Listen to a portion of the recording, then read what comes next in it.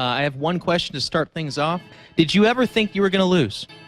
Bitch, please. I am the one, the way your son don't need a gun to get respect up on the street.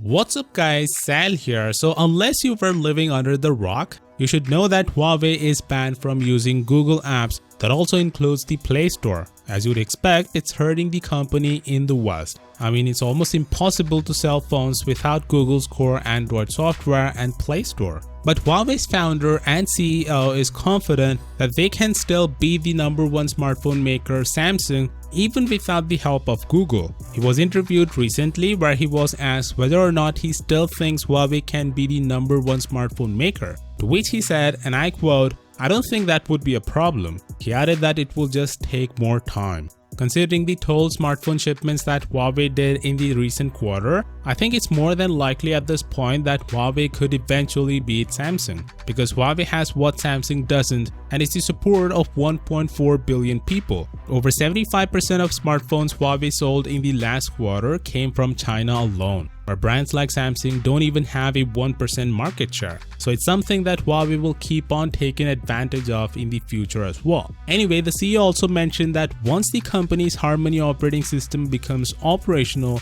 it may affect companies like Google, as there will be no turning back from there. He said, and I quote, "We will have to resort to alternatives. If those alternatives become mature, I think it will become less likely to switch back to previous versions." Clearly, he's talking about the Harmony OS. Initially, I was skeptical about whether or not Harmony operating system would become the third viable smartphone OS in the world. But now, considering how well Huawei phones are selling even without Google apps, I'm positive Harmony OS will be successful with the help of China alone. It may take some time, but it's more than likely for Huawei to make the Harmony OS a successful operating system.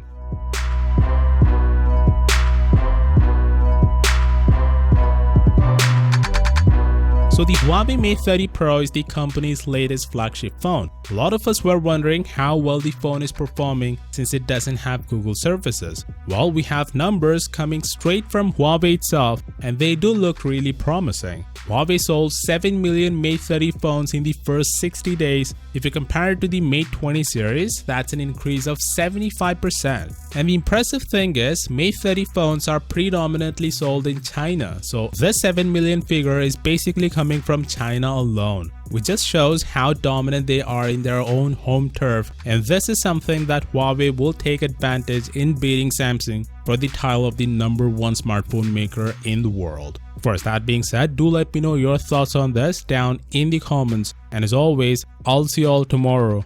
Peace out.